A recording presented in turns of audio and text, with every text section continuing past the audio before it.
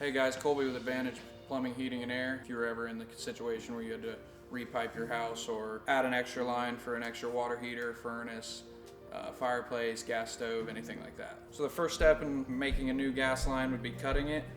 This is the cutter attachment here. I'm gonna put it down, start to tighten it a little bit. So it starts to get a little bit tight. Got this pedal down here.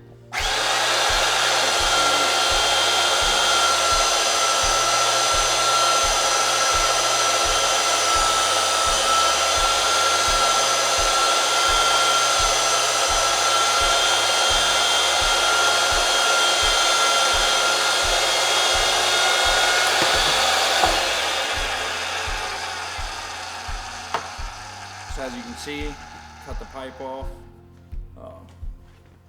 Once you do cut it, it's going to pinch it down a little bit, kind of fold the pipe in on itself. So then this tool here actually reams out that inside of the pipe. And what reaming does, like I showed you with this, where it pinched in on itself, it can reduce the flow a little bit, not as big of a hole as it was originally. So that takes out that lip, so it doesn't reduce any flow.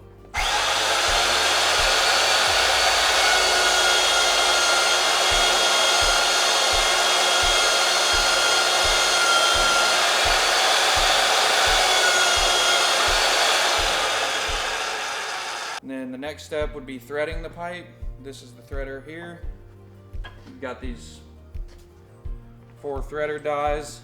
I actually have the teeth on them to cut the pipe, thread it.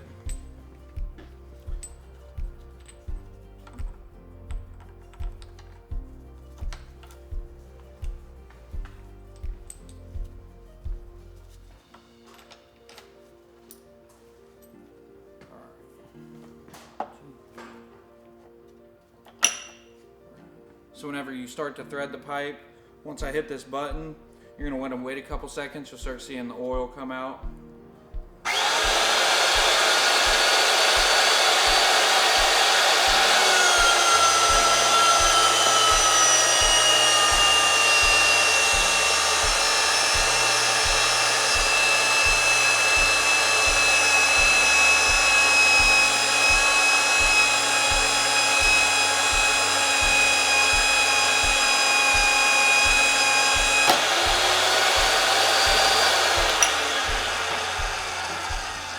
And it uses that oil so that you don't have too much friction. Without that oil, you'd either grind the teeth off your threader dies or just heat the pipe up too much and it could warp it. So once you thread it, it'll go from this unreamed, unthreaded pipe to this. It's got threads now, which will allow you to put on a fitting like this.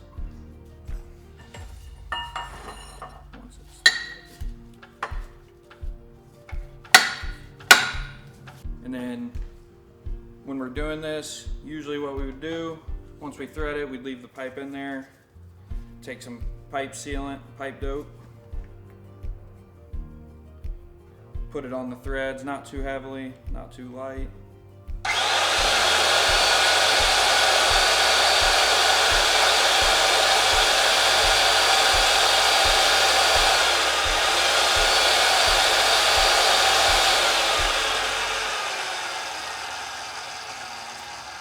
And now that we have those threads, you can take your fitting like I said. And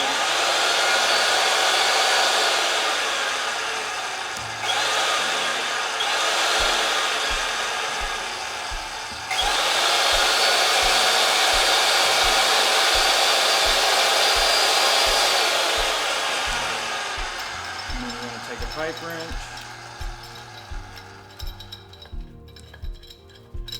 Actually tighten the fitting down onto the pipes so you don't have any leaks.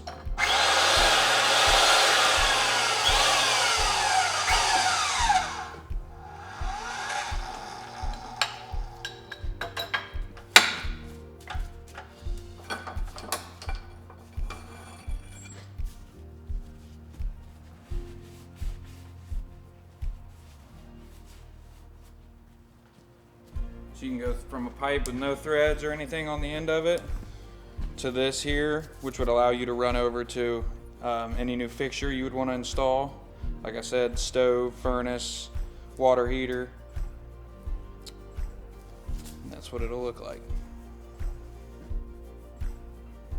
Now imagine if we were having to do this all day at your home, if we were starting from scratch, replacing all the gas lines in your house. That's a little bit into why it can get a little more pricey. It can be a little more time consuming if we're having to go in and custom make every piece to fit your home, because every home's different.